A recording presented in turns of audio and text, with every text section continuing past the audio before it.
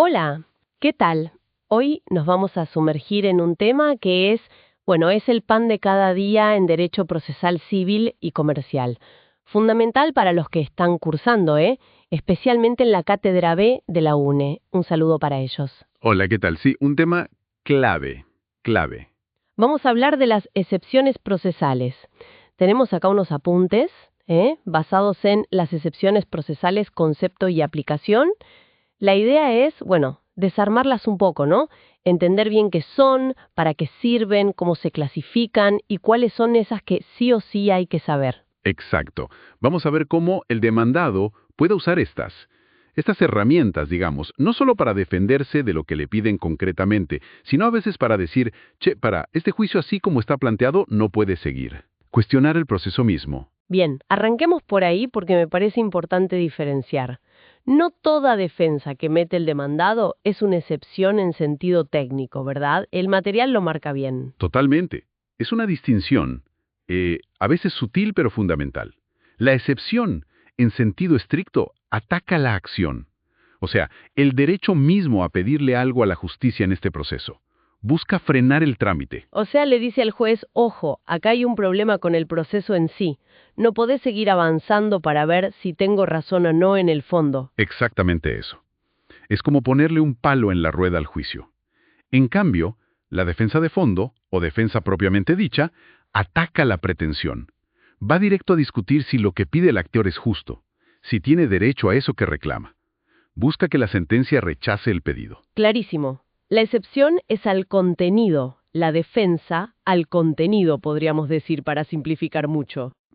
Sí, como imagen sirve. La excepción cuestiona el envase, el cómo se trae el reclamo. La defensa discute lo que hay adentro. Perfecto. Y estas excepciones, estas barreras procesales, vienen, según entiendo, en dos sabores principales: dilatorias y perentorias. Las dilatorias, el nombre ayuda, ¿no? Buscan demorar, dilatar. Sí, tal cual. Buscan una postergación, digamos. O señalan un defecto procesal que, en principio, se puede arreglar. El ejemplo típico es la incompetencia. Señor juez, usted no es el indicado para este caso. O la falta de personería. Este señor no acredita bien a quien representa.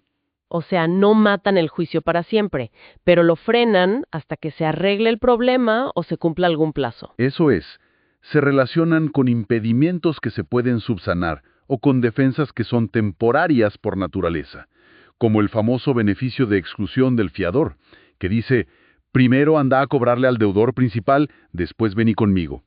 Frena, pero no extingue el derecho de fondo. Y después están las otras, las perentorias. Esas suenan más definitivas. Y lo son. Son demoledoras, como decías antes. Buscan aniquilar la acción para siempre en ese proceso y en cualquier otro futuro. Si una excepción perentoria prospera, chao juicio. No se entra a discutir si el actor tenía razón o no. Se termina ahí. ¿Ejemplos? Los clásicos. La cosa juzgada. Esto ya se discutió y hay sentencia firme. No podemos volver a empezar. O la prescripción. Se te pasó el tiempo para reclamar, flaco. Si el juez dice, sí, prescribió, se acabó. Entendido. Dilatorias frenan o arreglan. Perentorias terminan todo. Ahora, el Código Procesal habla de unas excepciones muy particulares, las de previo y especial pronunciamiento. ¿Qué onda con esas? Esas son importantísimas en la práctica. Son un grupo específico de excepciones que la ley dice que deben resolverse antes de seguir con cualquier otra cosa en el juicio. Incluso antes de contestar la demanda sobre el fondo del asunto en algunos casos, aunque ahora vamos a ver eso. ¿Y por qué esa urgencia? ¿Cuál es la lógica? La lógica es la economía procesal, básicamente. Ahorrar tiempo, esfuerzo, recursos. Si de entrada hay un problema grave que impide seguir, como que el juez es incompetente o que ya hay otro juicio igual, ¿para qué vamos a tramitar todo el resto, producir prueba, si al final no va a servir para nada? Tiene sentido. Evitar un desgaste inútil. Exacto. Es una cuestión de eficiencia. Pero ojo, esto aplica principalmente en el proceso ordinario, que es el más largo y complejo. Y no cualquier excepción puede ser de previo y especial pronunciamiento, solo las que enumera la ley. No se pueden inventar. ¿Y cuáles son esas que enumera la ley? Las más comunes. Bueno, a ver. La incompetencia, que ya nombramos. La falta de personería, que es cuando hay problemas con la capacidad para estar en juicio o con la representación. La litispendencia, que es cuando hay otro juicio idéntico pendiente. El defecto legal en el modo de proponer la demanda, cuando es tan confusa que no te puedes defender. La cosa juzgada, la transacción, conciliación o desistimiento del derecho, que tienen efectos parecidos a la cosa juzgada. Algunas defensas temporarias como el beneficio de exclusión. Y el arraigo. Un momento clave que leí en el material y me parece súper importante recalcar. Salvo 3 casos muy puntuales, creo que eran falta de personería, defecto legal y arraigo. El hecho de oponer estas excepciones previas no suspende el plazo para contestar la demanda. ¿Es así? Correctísimo. Y es un error común pensar que sí. Vos tenés, ponele, 15 días para contestar la demanda en un ordinario. Si vas a oponer, por ejemplo, incompetencia o litispendencia, tenés que presentar el escrito de excepciones y también el escrito de contestación de demanda, todo dentro de esos 15 días. ¡Wow! O sea, ¿tenés que hacer doble trabajo en el mismo plazo?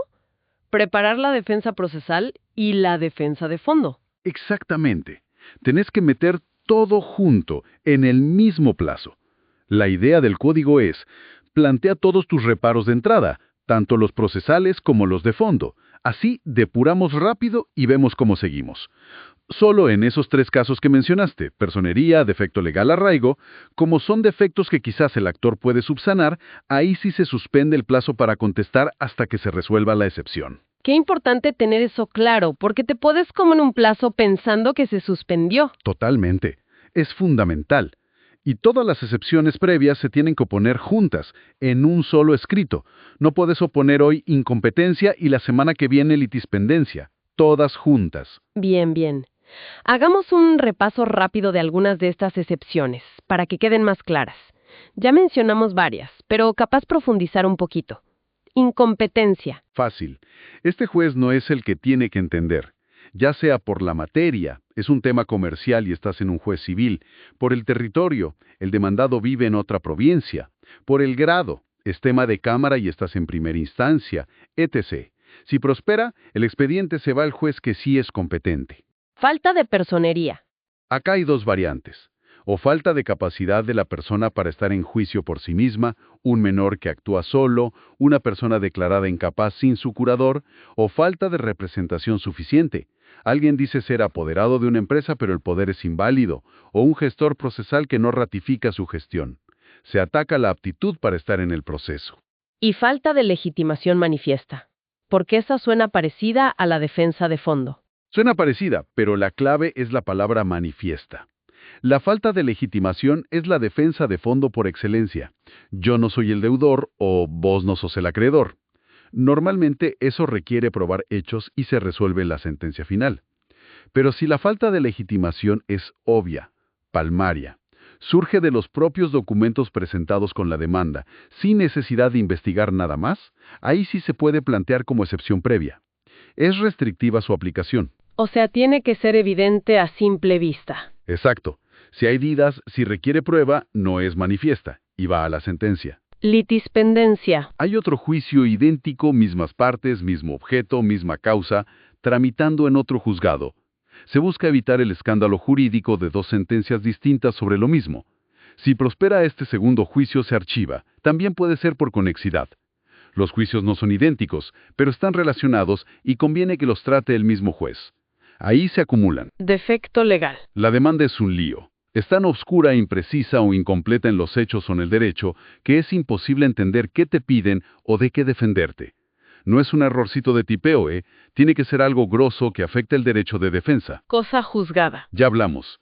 Hay sentencia firme sobre lo mismo. Principio ne bis in idem. No se puede volver a juzgar. Transacción, conciliación, desistimiento del derecho. Son formas de terminar el conflicto que tienen un efecto similar a la cosa juzgada. Si las partes arreglaron por afuera, transacción, o ante un mediador, conciliación, o el actor renunció a su derecho, desistimiento del derecho, no del proceso, no se puede iniciar un juicio por lo mismo después. Defensas temporarias. Ya dimos el ejemplo del beneficio de excusión. Otra clásica son los días de llanto y luto, un plazo que tienen los herederos antes de poder ser demandados por deudas del fallecido. Son defensas que solo funcionan por un tiempo. Arraigo. Esta es particular. Se le exige al actor que no tiene domicilio ni bienes inmuebles registrados en Argentina que dé una fianza, una garantía, por si pierde el juicio y tiene que pagar las costas, los gastos. Es para asegurar que el demandado victorioso pueda cobrar. ¿Y prescripción? Mente de los documentos. Y no hay que probar otros hechos, sino es una defensa de fondo para la sentencia. Exacto. Esas son, digamos, las herramientas principales del demandado para controlar que el proceso arranque bien, que sea regular. Y es fundamental, como decíamos, no solo oponerlas, sino también acompañar la prueba que la sustenta de entrada. Si digo que hay cosa juzgada, tengo que llevar la copia de la sentencia anterior. Si digo litispendencia, el testimonio de la otra demanda. Claro, no basta con decirlo. Hay que probarlo. ¿Y cómo sigue el trámite una vez que se presentan estas excepciones previas? Bueno, se presentan, como dijimos, con la prueba documental y ofreciendo toda la demás prueba, testigos, peritos, etc., en el mismo escrito. El juzgado controla si son admisibles formalmente. Si lo son, le da traslado a la otra parte, al actor, por 5 días. ¿Para qué? Para que conteste las excepciones, para que diga no, el juez sí es competente por esto o la cosa no está juzgada por aquello. Y también tiene que ofrecer su prueba en esa contestación. Bien, el actor también se defiende de la excepción. Claro, es su derecho de defensa. Una vez que conteste el actor, o si se le vence el plazo y no dijo nada, el expediente pasa al juez para que resuelva. ¿Y el juez resuelve sin más o puede haber prueba? Depende. Si las excepciones son de puro derecho, o si no hay hechos controvertidos entre lo que dijo el demandado y lo que contestó el actor, el juez resuelve directamente. Pero si hay hechos que probar, por ejemplo, si el domicilio real del demandado es un hecho discutido para la competencia, el juez puede decidir abrir a prueba la excepción o, lo que es más común ahora, fijar una audiencia para producir la prueba ahí y escuchar a las partes. Ajá. ¿Y cuando resuelve, hay algún orden? Sí, muy importante. Primero, siempre resuelve la incompetencia. Porque si el juez dice yo no soy competente, no puede resolver ninguna otra cosa, se tiene que apartar. Si se declara competente, recién ahí pasa a analizar las demás excepciones que se hayan planteado, por ejemplo la litispendencia. Entiendo. ¿Y esa resolución del juez sobre las excepciones se puede apelar, se puede discutir? Sí, la resolución que decide las excepciones previas es apelable. Generalmente la apelación se concede en relación. ¿Qué significa eso, en relación? Me suena de la facu, pero no lo tengo tan fresco. Significa básicamente que la apelación se tramita de forma más acotada. Se eleva a la Cámara solo el incidente de excepción, con copias de las partes pertinentes, y no se suspende el proceso principal, salvo que la propia resolución diga lo contrario o que la excepción que prosperó impida seguir, como la incompetencia. Es para agilizar, para que el juicio de fondo no quede parado meses esperando que la Cámara resuelva la excepción. Clarísimo. Tiene lógica. ¿Y los efectos si la excepción finalmente prospera? Si el juez le da la razón al demandado. Depende de qué excepción sea. Si se acoge una perentoria como la cosa juzgada o la prescripción, bueno, se archiva el expediente. Fin del asunto. Chao juicio. Chao juicio. Si se acoge la incompetencia, se archiva en ese juzgado y se ordena remitir el expediente al juez que se considere competente. Si es litispendencia por identidad, se archiva. Si es por conexidad, se remite al otro juzgado para que se acumulen. ¿Y si prospera una de esas que eran subsanables? Falta de personería, defecto legal, arraigo. Ahí el efecto es distinto. El juez le da un plazo al actor para que corrija el defecto. Por ejemplo, acompáñeme el poder bien hecho en 10 días. O aclare la demanda en tal sentido en 5 días. O constituya arraigo en 15 días. Si el actor cumple dentro del plazo, el juicio sigue adelante. ¿Y si no cumple? Si no cumple en el plazo que le dio el juez, ahí sí la consecuencia es grave. Se lo tiene por desistido del proceso, con costas a su cargo. Es como una sanción por no haber arreglado el problema. O sea que hay que estar muy atento a esos plazos para subsanar. Muy atento, porque te puede costar el juicio entero. Bueno, creo que hicimos un recorrido bastante completo, ¿no? Desde el concepto básico hasta el trámite y los efectos. El mensaje que me queda es que las excepciones son herramientas procesales súper poderosas. Fundamentales. Son la primera línea de defensa del demandado en muchos casos. Y conocerlas bien, saber cuándo y cómo usarlas es esencial para cualquier abogado que litigue. Y para los estudiantes de la UNED y de cualquier lado, obviamente. Dominar esto es parte del ABC del procesal. Sin duda. ¿Y si me permitís una reflexión final? Dale, por favor. Estas excepciones son una garantía del debido proceso, del derecho de defensa, de la regularidad del juicio. Son importantísimas, pero como toda herramienta se pueden usar bien o mal.